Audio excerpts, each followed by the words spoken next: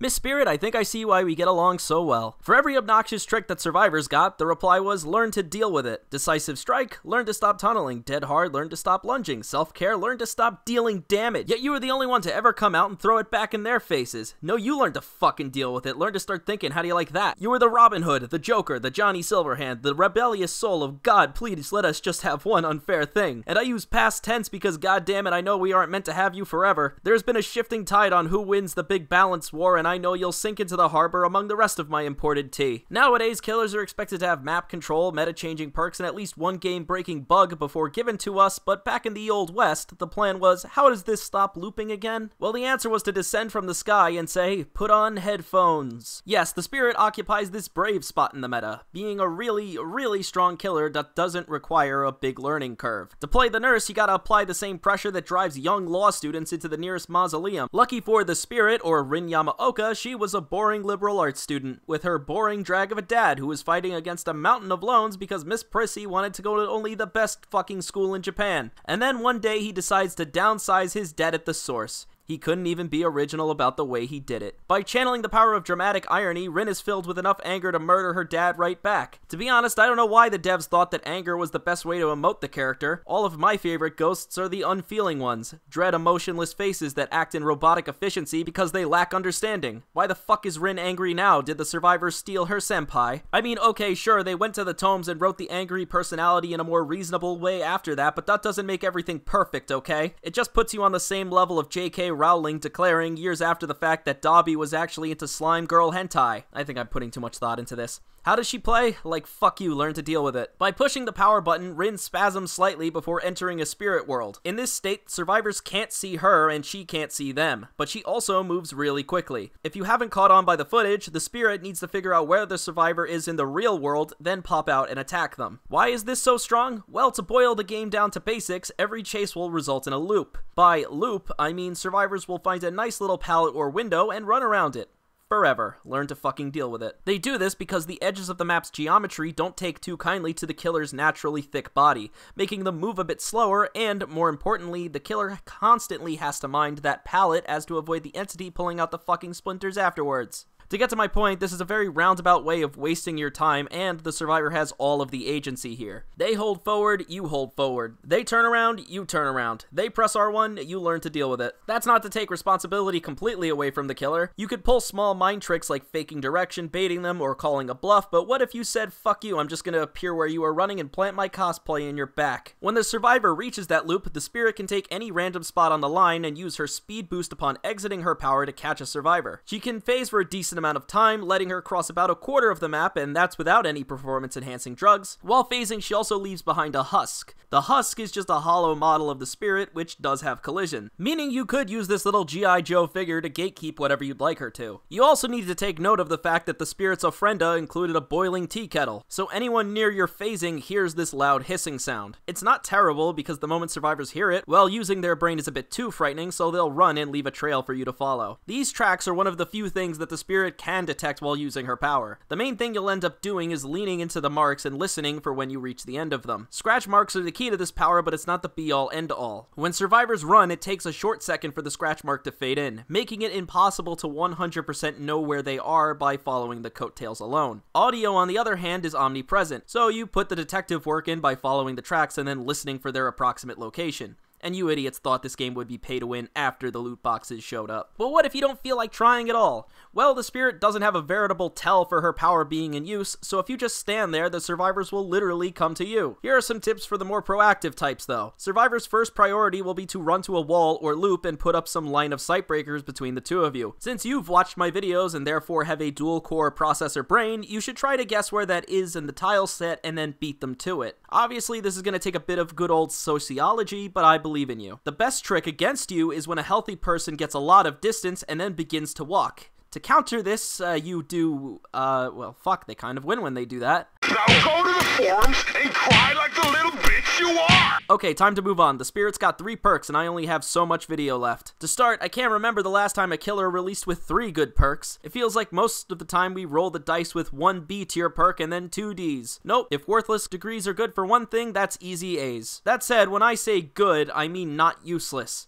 reasonably designed. Though one of these perks was another brick in the wall for the game's meta that we've never really gotten over, Spirit Fury. Remember that really boring description I gave about looping earlier? Well, it turns out that when a pain-in-the-ass game system pops up, you get pain-in-the-ass solutions. Enter Spirit Fury. This perk requires you to break 2 pallets before it activates. After that, the next time you are hit with a pallet, that pallet is instantly broken. Fun and reasonable at the start until you gaze over into the cold abyss of a survivor's eyes and realize that the looping isn't going to stop here or anywhere. You see, Ruin, Barbecue, Enduring, and Spirit Fury was all the rage, and by all the rage I meant mine, because nothing was less exciting than dropping into a match and dealing with somebody whose only ambition was to hold the thumbstick forward while drooling out of the side of their mouths. It was almost like playing against a survivor. See, for all the obnoxious nonsense that makes looping what it is, it's the way that we've incidentally found creative ways to counter-slam them that makes us way sexier than them. The intricacies of getting into a motherfucker's head and calling their next play and then punishing them for it. Even in the Spirit's case, she doesn't circumvent looping in a way that makes the game simpler or boring. Haunted Grounds is a hex totem that spawns 2 totems that expose all survivors for a whole minute when broken, effectively creating 2 booby traps. This is always played to my fantasies. I have so much fun with the idea of planting a creepy little bomb that's just waiting for someone's paranoia to get the better of them. The waiting, the deliberating, the maybe it's devour just rotting in the back of their heads till they break and consequently get mobbed by the Discord channel that was once so inviting. The 60-second timer is always more generous than you'd imagine, likely leading every chase either ending really quickly or the poor bastard on the other end using half the pallets to starve off the inevitable. Just try not to embarrass me by not getting anyone with this. Lord knows those teabags are well deserved. In my experience, this is great on stealth killers because the survivor teams will usually hide when they're exposed and hear your heartbeat at the same time. One problem is that the Spirit has been here for almost 2 years, and survivors are well aware of the fact that this is a thing. In my opinion, 4 mines hanging around, someone's gonna get curious and break them. I don't really try to enforce some paranoia and have them actively searching for a totem. Maybe you're the kind that rolls the most ironic totem placement on Earth and they're vibing in some corner of the swamp map. What I'm basically failing to get at is that Haunted Grounds is normally run alongside other hexes. People see Ruin, they want to break Ruin. Devour Hope, gotta go. Blood Favor, leave it there as a joke. Maybe pay attention because even though it wouldn't really hurt anyone and would be fucking cool, the perk does deactivate after one of them is broken. Thanks, Mitch McConnell. You want the treasure, Rafe? It's all yours.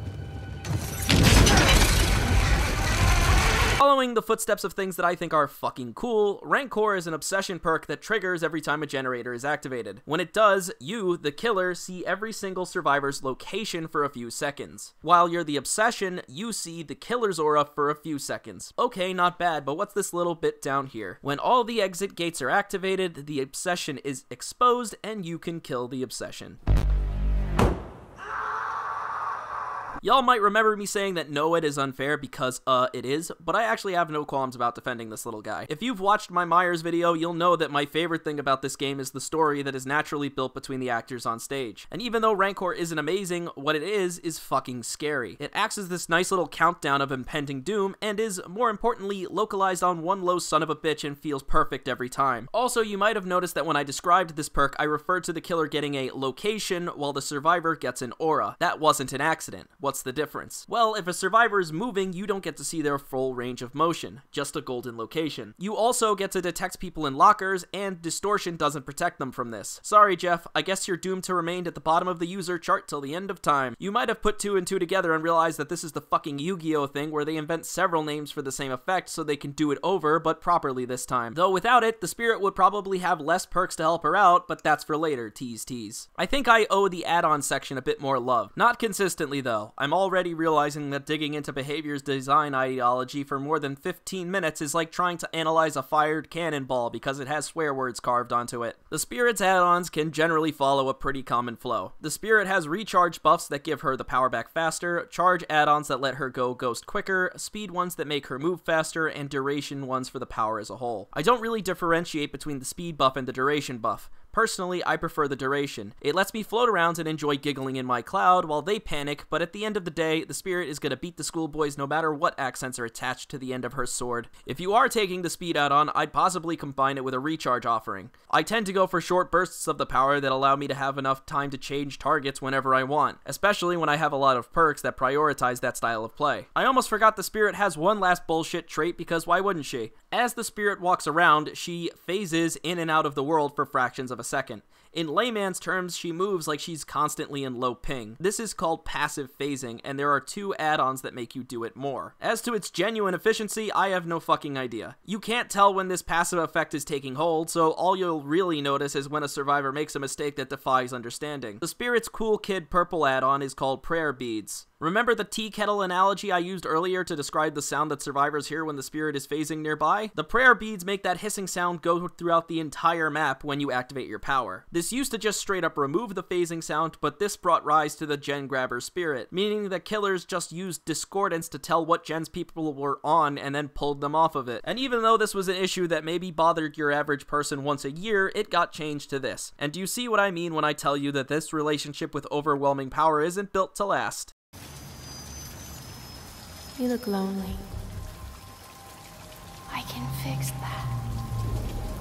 By the way, this is a stupid anecdote, but can we talk about the family crest offering that takes you to the Yamaoka map? You never leave a broken home. You only run away till the memories stop haunting you. That's what leaving a broken home is. Mrs. Spirit, if you've run and you stopped thinking about it, congrats. No PTSD for you. Fuck out of here, you're hogging the internet sympathy for the rest of us. Okay, last and least are the red add-ons, though every now and then someone calls them pink and I have to call the carpet guys again. Dad's Bloody Glasses, the last remnant of a degree in sociology. This add-on lets you see blood prints while phasing. This kind of seems like a double down on what already is the preferred place for the spirit to be. Survivors are much more vulnerable when injured as you can track their heavy breathing, so getting to see their blood is a bit overkill. I would have preferred something like, I don't know, letting me see auras so I can work on my weaknesses with one of these fucking things. And maybe I could use the other 60% of the perks in this game. Sorry, got sidetracked. The mother-daughter ring increases your movement speed by like 100%, but you can't see scratch marks while phasing anymore. I think that last bit is enough for most people to toss this in the garbage, which is kind of silly. Being this fast allows you to control almost every point on the map, and the spirit can still catch people if you've done a good enough job worming inside their heads. Even though survivors hear the sound of phasing, you can actually end up being so fast that they don't react in time or assume you're farther away than you really are. Think of it like a bullet train, except instead of taking you to the city, you end up on the Dead by Daylight forums. Speaking of the forums, I've done some light reading in my spare time and found extended story in the archives. I didn't play the archives, the only thing more painful than that would be trying to find a real job,